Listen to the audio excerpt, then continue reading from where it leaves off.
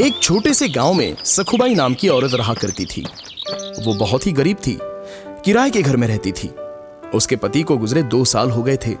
उसे एक लड़का भी था, उसका नाम था राजेश। वो पढ़ाई में बहुत ही होशियार था। पति के गुजरने के बाद घर चलने की सारी जिम्मेदारी सखुबाई के कंधों पर आई थी। साथ में राजेश की पढ़ाई का बोझ भी था। सखुबाई हमेशा सोचती कि उसका बेटा एक दिन बड़ा अफसर बने। सखुबाई जब काम करती तो राजेश भी उसके साथ जाता। सखुबाई लोगों के घर जाकर बर्तन मांजती तो कहीं खाना बना देती, तो राजेश बैठे बैठे लोगों के घर आए अखबार को बड़े ध्यान से पढ़ता। एक दिन जब राजेश अखबार पढ़ने लगा तो एक मालकिन ने बड़ी कुत्सित से कहा, अरे राजेश, अखबार पढ़ के क्या तू बड़ा अफसर बन जाएगा? इससे अच्छा तो माँ के काम में हाथ बटा, कम से कम उससे कुछ मदद तो हो जाएगी। इस पर राजेश बोला, मालकिन, मुझे बड़ा अफसर बनना है, कलेक्टर बनना है। हम किताबें नहीं ले सकते, इसलिए ज्यादा ज्ञान के लिए मैं अखबार पढ़ता हूँ। मालकिन बोली, तुम और कलेक्टर शक्ल देखी आपने? और मालकिन जोर जोर से हंसने लगी। सखुबाई को यह बात बहुत बुरी लगी और वो दोनों वहां से चले गए। फिर सखुबाई ने शादियों में रोटी बनाने का काम शुरू किया।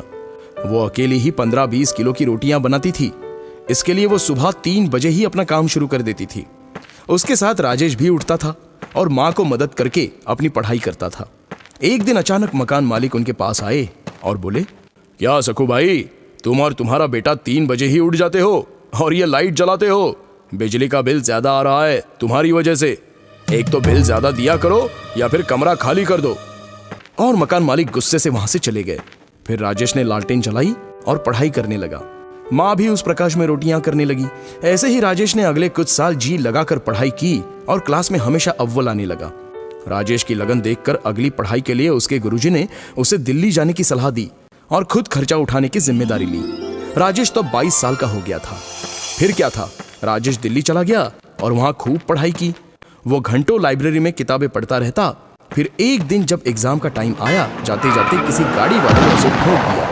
राजेश जमीन पर गिर गया। उसके सिर और बाएं हाथ को चोट आई। अब वो सोचने लगा, मेरे बाएं हाथ में चोट लग गई है और सिर से खून भी बह रहा है। इस हालत में अस्पताल जाऊं या एग्जाम देने?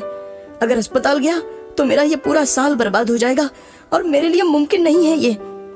फिर दिल्ली में रहने का मेरा खर्चा भी कौन उठाएगा? मेरे सिर्फ बाएं हाथ पर चोट लगी है, पर दायां हाथ तो अभी अच्छा है। मैं इस हाथ से एग्जाम दूंगा। और फिर राजेश वहां से सीधा परीक्षा केंद्र गया और परीक्षा दी। परीक्षा देने के बाद राजेश अस्पताल में भर्ती हुआ और इलाज करवाया। राजेश ने अस्पताल में भी पढ़ाई जारी रखी और इंटरव्यू अटेंड किया। फिर कुछ दिन के लिए राजेश माँ के पास गांव वापस चला गया। कुछ दिनों बाद रिजल्ट के दिन माँ ने अखबार खरीद कर लाया और राजेश को परिणाम देखने को कहा।